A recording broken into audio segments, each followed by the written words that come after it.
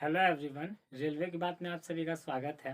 जैसा कि आप सभी जानते हैं कि आरआरबी ग्रुप डी और एनटीपीसी का सीवीटी 2 एग्ज़ाम जल्द ही हेल्ड करवा लिया जाएगा, क्योंकि कमेटी ने 4 मार्च को अपनी रिपोर्ट रेलवे मिनिस्ट्री को, रेलवे बोर्ड को सौंप दी है। और मुझे ऐसा लगता है कि अब रेलवे मिनिस्ट्री बहुत जल्द ही आपके ग्रुप डी और एनटीपीसी का एग्ज़ाम डेट अनाउंस कर देगी। तो एग्ज़ाम से पहले प्रैक्टिस का बहुत महत्व होता है, ये आप भी जानते हैं। तो आज हम मैथ्स प्रैक्टिस करेंगे, मैथ्स के कुछ सवालों को देखेंगे और उनसे अपनी प्रैक्टिस को इन्हेंस करने की, इम्प्रूव करने की कोशिश करेंगे। तो चलिए एक एक करके सवाल देखते हैं।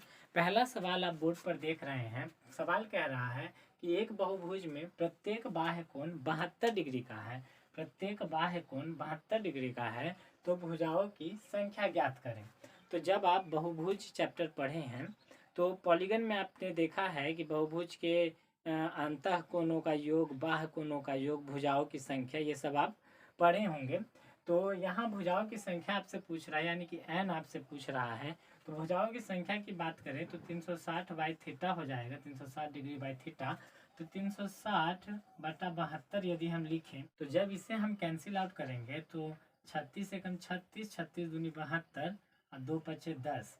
इसका मतलब है कि भुजाओं की संख्या 5 होगी। अगले सवाल को देखें। तो अगले सवाल को आप देखिए तो कहता है कि कविता 950 रुपये 6% वार्षिक साधारण ब्याज की दर से लेती है। 4 वर्ष बाद उसे कितनी धनराशि अदा करनी होगी। ये सिंपल इंटरेस्ट यानी कि साधारण ब्याज का सवाल है। तो जब सिंपल इंटरेस्ट निकालना हो तो साधारण ब्याज हम जानते हैं कि PRT बटा 100।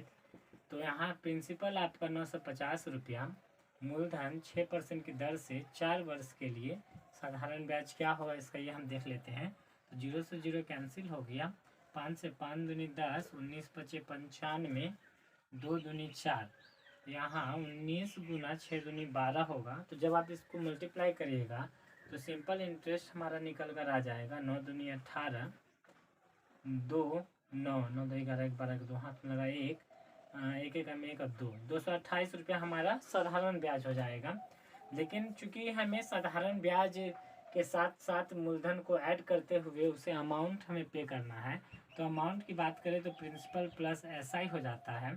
तो मूलधन 950 रुपया, साधारण ब्याज 228 रुपया, मिलकर 1178 रुपया हो जाएगा। 9 दो 11, 1178 रुपया टोटल कविता को अमाउंट पे करना होगा। यदि हम अगले सवाल की बात करें तो अगला सवाल कहता है कि एक फ्लास्क में 2 छिद्र हैं, 2 होल हैं। पहला छिद्र फ्लास्क को 9 मिनट में खाली कर देता है तथा दूसरा छिद्र फ्लास्क को 16 मिनट में खाली करता है। यदि रिसाव यानी कि लीकेज, यदि रिसाव एक निश्चित दर से हो रहा है तो दोनों छिद्रों द्वारा फ्लास्क कितनी देरी में खाली हो जाएगा। ये सवाल क्या कह रहा है उसको समझिए। 2 छिद्र हैं जिसमें पहला 9 मिनट में खाली करता है, दूसरा 16 मिनट में खाली करता है। तो दोनों यदि एक साथ मिलकर खाली करें तो कितने समय में खाली हो जाएगा। तो पहला 9 मिनट में, चूँकि पहला खाली कर रहा है तो माइनस का साइन हम लगाते हैं, -1/9 -1/16। यदि आप इसको मल्टीप्लाई करेंगे तो लसन निकल कर आएगा 144। तो -16 - 9 यानी कि 25, 25 बटा 144। तो जब इसका आंसर हम निकालते हैं तो हम इसको उलट देते हैं। तो उलट देंगे हम तो 144 बटा 25 इसका आंसर हो जाएगा। यानी कि 144 बटा 25 मिनट में वो टंकी को वो फ्लास्क को दोनों टंकी मिलकर खाली कर देंगे 144 बटा 25 मिनट में। अगला सवाल यदि हम देखें तो अगला सवाल कह रहा है, महेश एक बस को 15% की हानि पर 22,100 रुपये में बेचता है। 15% लाभ पाने के लिए उसे बस को किस कीमत पर बेचना चाहिए। ये प्रॉफिट एंड लॉस का सवाल है। तो सवाल में कह रहा है कि वो बस को 22,100 रुपये में बेचता है। तो यदि हम बस को बेचें तो मान लीजिए कि हम बस को 100 रुपये प्रोडक्ट का दाम हो और 15% का हानि पर यदि हम बेच रहे हैं तो हम 85 रुपये में बेचेंगे। तो अनुपात के तौर पर हम इसे बनाएंगे कि सवाल कह रहा है कि 22,100 रुपये में बेचता है और हम कह रहे हैं कि 85 रुपये में हम बेचते हैं। तो यदि हमको 15% का लाभ चाहिए तो 100 रुपये का प्रोडक्ट है, तो 15% का लाभ लेने के लिए हम उसे 115 में बेचेंगे, 115। जब इसको हम कैंसिल आउट करेंगे तो 5 से 17 पचे 85, 5 दूनी 10 और 5 पचे 5 दूनी 10 और 5 15, 17 से 17 एकम 17, 17 51, 1300, यानी कि यहाँ 1300 मल्टीप्लाई 23 हम करेंगे। तो 1300 मल्टीप्लाई 23 जब आप करिएगा तो 3 तरीक 9, 3 एकम 3, 3 दूनी 6, 3 एकम 3, 3 दूनी 6, 6 3 9, 2 एकम 2, 299 और डबल जीरो, यानी कि 29,900 रुपया। 29,900 रुपया में उसको बस को बेचना होगा, तब उसको 15% का लाभ होगा। अगला सवाल आप देखिए। सवाल कहता है कि यदि tan a बराबर 15/8, tan b बराबर 7/24 हो तो cos a प्लस b बराबर क्या होगा। तो tan a बराबर 15/8, और आप जानते हैं कि tan बराबर होता है p/b, और tan b कहता है कि tan b बराबर 7/24, तो tan बराबर होता है p/b। यहाँ से हम h निकालेंगे। तो आप यदि ट्रिपलेट पढ़े हैं तो आपको पता होगा कि एक ट्रिपलेट बनता है 8 15 17 का, 8 15 17 का ट्रिपलेट बनता है। तो h बराबर 17, और यहाँ h बराबर अपना हो जाएगा 7 24 25 का ट्रिपलेट बनता है, h बराबर 25। तो अब हम cos a प्लस b का मान निकाल सकते हैं।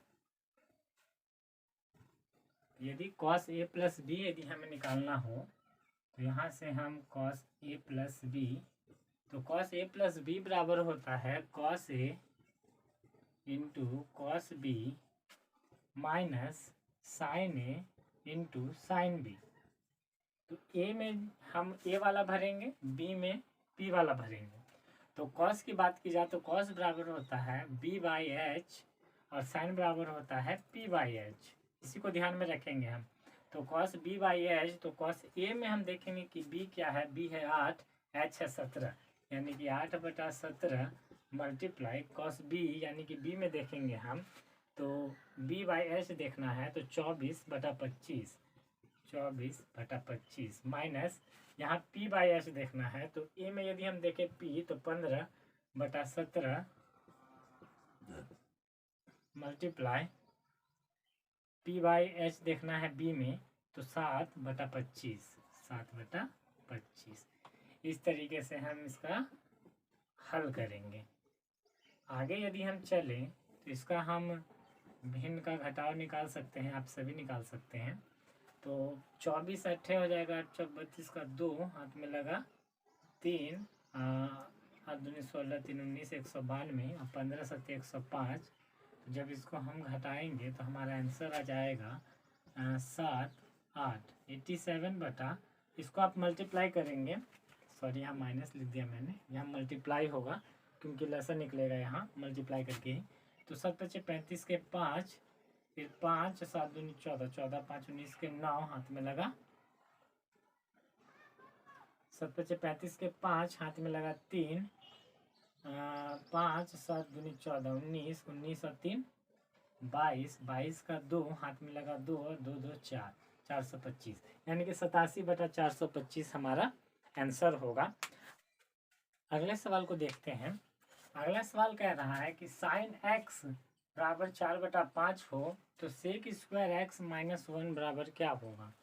तो साइन x यानी कि साइन बराबर 4/5, तो चूंकि आप जानते हैं कि साइन बराबर p/h होता है, p/h, तो यहाँ से हम पहले b निकाल लेते हैं, b को निकालेंगे तो एक ट्रिपलेट आपको ध्यान होगा 3 4 5, 3 4 5 का एक ट्रिपलेट बनता है। तो यहाँ b बराबर 3 हो जाएगा। तो जब सेक स्क्वायर x माइनस 1 की बात की जाए तो सेक बराबर होता है कॉस का उल्टा, तो कॉस बराबर b/h, तो सेक बराबर h/b होगा, सेक बराबर h/b होगा। तो h/b का होल स्क्वायर माइनस 1, h के जगह में हम 3 को रख लेते हैं, b के जगह में, सॉरी b के जगह में हम 3 को रखते हैं, और h की बात करें तो 5, यानी कि 5/3 का होल स्क्वायर माइनस 1। यहाँ से आप देखें तो 25 25 और 3 3 9 -1, यानी कि 9 तो 25, 25 में से 9 जाएगा 16, यानी कि इसका आंसर 16/9 आएगा। यानी कि सेक स्क्वायर एक्स माइनस 1 बराबर 16/9 आएगा। अगले सवाल को यदि हम देखें, अगला सवाल कह रहा है कि एक व्यापारी के रूप में रक्षांत वर्मा से 2 गुना सक्षम है। ये टाइम एंड वर्क का क्वेश्चन है। कहता है कि रक्षांत वर्मा से 2 गुना सक्षम है, यानी कि इनकी क्षमता इस तरीके से है। रक्षांत जो है वर्मा से 2 गुना सक्षम है। अब वे एक साथ मिलकर कार्य करें तो 19 दिनों में कार्य को पूरा करते हैं, तो वर्मा उसी कार्य को अकेला कितने दिनों में करेगा? वर्मा कितने दिनों में करेगा ये आपसे पूछ रहा है। तो टाइम एंड वर्क में यदि क्षमता है तो क्षमता का उल्टा समय होता है, यानी कि आप कम समय में, ज़्यादा आदमी है तो आप कम समय में उस काम को कर पाइएगा, और यदि कम समय है तो कम आदमी है तो समय ज़्यादा लगेगा। विपरीत अनुपात होता है, विपरीत समानुपात होता है क्षमता और समय के बीच में। तो इसका उल्टा हो जाएगा, यानी कि 1:2, इस तरीके से ये रेशियो चेंज हो जाएगा। क्षमता का अनुपात 2:1 था, क्योंकि वर्मा रक्षांश से दोगुना है, तो जब वो दोगुना स्पीड से काम करेगा तो उसे समय भी तो कम लगेगा, क्योंकि विपरीत समानुपात होता है समय और क्षमता के बीच में। कहता है कि दोनों मिलकर कार्य 19 दिन में करते हैं, दोनों मिलकर कार्य 19 दिन में करेंगे। यदि हम कहेंगे कि दोनों मिलकर कार्य कितने दिनों में करेंगे, तो साथ मिलकर करने का फॉर्मूला होता है कि a+b बराबर x y by x plus y. इस मेथड से हम साथ मिलकर काम करने का निकालते हैं टाइम। तो वो कहेगा कि 19 दिन में पूरा करते हैं, और हम कहेंगे तो रेशियो के माध्यम से तो 1 गुना 2 और 1+2 यानी कि 3, इतने दिनों में। और हमसे पूछा है कि वर्मा कितने दिनों में करेगा, तो वर्मा का गुना 2, यानी कि 19 गुने 3/2 गुना 2, 2 से 2 कैंसिल हो जाएगा, तो 19 दिया अपना जवाब आ जाएगा। 9 27 के साथ हाथ में लगा 2 और 3 2 5, 19 दिया 57। 57 दिनों में वर्मा अकेले उस कार्य को पूरा करेगा। अगले सवाल को देखते हैं। अगला सवाल कहता है कि इब्राहिम ने 7,500 रुपया 5% के चक्रवृद्धि ब्याज की दर पर लिए। 2 वर्षों के बाद चक्रवृद्धि ब्याज क्या होगा? CI का क्वेश्चन आप बहुत आसानी से बना सकते हैं। 2 वर्ष का चक्रवृद्धि ब्याज निकालना हो या 3 वर्ष का चक्रवृद्धि ब्याज निकालना हो, तो एक सिंपल ट्रिक मैं आपको बताऊंगा। सबसे पहले 3 लाइन खींच लीजिए, ड्रॉ कर लीजिए। 7,500 रुपया मूलधन है। किसी भी संख्या का यदि आपसे कहे कि 10% निकालो, तो इस संख्या के पीछे से आप 1 दशमलव दे दीजिए, आपका 10% निकल के आ गया 750 रुपया। और यदि कह दे कि 1% निकालिए, तो पीछे से 2 अंक छोड़कर आप दशमलव लगा दीजिए, आपका 1% निकल कर आ गया 75 रुपया। तो यदि 7,500 का 10% हम निकाले, तो पीछे से एक संख्या के बाद हमने 1 दशमलव दे दिया, 750 रुपया हमारा 10% निकल कर आ गया।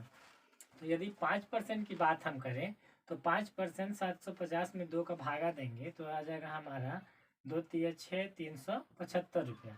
तो यहाँ हम 375 को लिख लेंगे, और नीचे के लाइन में भी हम 375 को ही लिखेंगे। और इस लाइन में क्या लिखेंगे, ध्यान दीजिएगा। यहाँ जो आया है, जो भी नंबर यहाँ आए, उसका जितना परसेंट आप इसका निकाल रहे थे उतना परसेंट ही यहाँ निकालेंगे। यानी यहाँ जो है इसका 5% हम निकालेंगे, यानी कि 375 रुपये का 5% कितना होगा।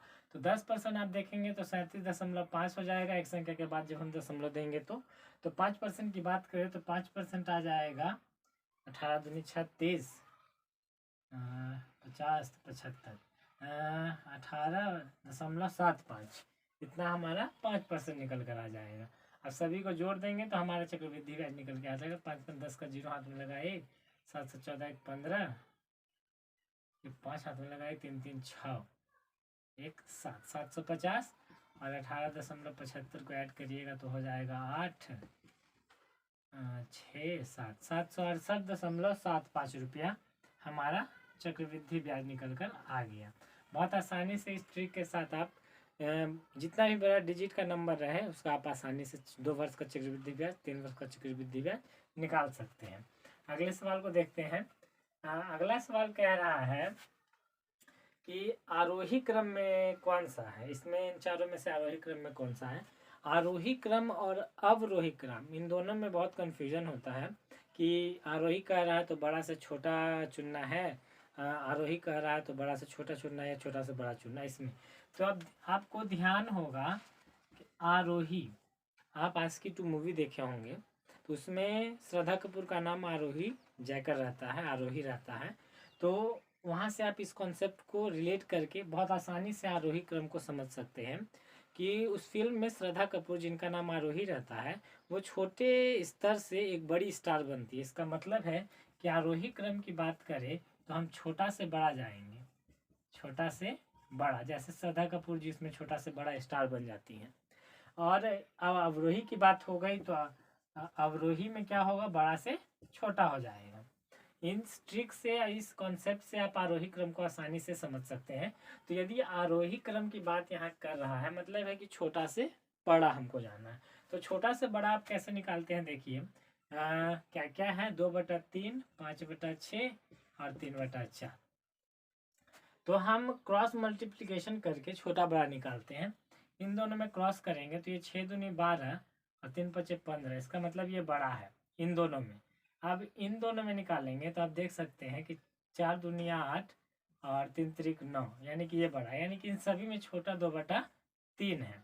उसके बाद आप देख रहे हैं तो यहाँ 9 आया था, यानी कि 9 3/4 है, और फिर ये लास्ट में बड़ा 5/6 है। यानी कि हमारा छोटा से बड़ा का क्रम ये होगा 2/3, फिर 3/4, फिर 5/6। तो इसमें से कौन सा ऑप्शन है, तो option number C, option number C हमारा सही होगा, आरोही क्रम में होगा। लास्ट सवाल हम देखते हैं, क्वेश्चन नंबर 10। क्वेश्चन नंबर 10 हमसे कह रहा है कि आपको सरल करो करना है 5x x + 2 + 4x, इसका हमको कह रहा है कि सरल करिए, सरल करो करना है। तो इसको हम गुना कर लेते हैं पहले, तो ये हो जाएगा 5x² + 10x + 4x, 10 4 14 हो जाएगा, यानी कि 5x² + 14x। कभी कभी इस तरह के आसान सवाल भी आपके एग्ज़ाम में पूछा जाता है। तो अब तक आपने मैथ्स के प्रैक्टिस क्वेश्चन देखे, सवाल देखे। मैंने इस पूरे वीडियो में हर एक क्वेश्चन हर एक टॉपिक से उठाने की कोशिश की है, ताकि एक प्रॉफिट एंड लॉस का भी हो जाए, फिर अपना ये नंबर सिस्टम से भी हो जाए, अलजेब्रा से भी हो जाए, कि हर एक सेगमेंट आपका कवर अप रहे। क्योंकि प्रैक्टिस का मतलब ही है कि जब आप एक सवाल बनाएं तो उस एक सवाल से आपका पूरा चैप्टर कवर हो जाए। यानी प्रॉफिट एंड लॉस का जब सवाल, एक सवाल हम बनाएं तो उससे पूरा कॉन्सेप्ट जो भी प्रॉफिट एंड लॉस का है वो क्लियर हो। तो प्रैक्टिस में मेक श्योर होइए कि हर एक टॉपिक से, हर एक चैप्टर से एक सवाल आप बना सकें। यही सोचकर मैंने 10 सवालों का संग्रह किया, और ये सभी प्रीवियस ईयर में पूछे गए सवाल ही हैं जिनको मैंने आपके सामने पेश किया है। कोई भी क्वेरी हो तो कमेंट में ज़रूर बताइएगा। नेक्स्ट वीडियो में मिलते हैं। Thanks for watching my video.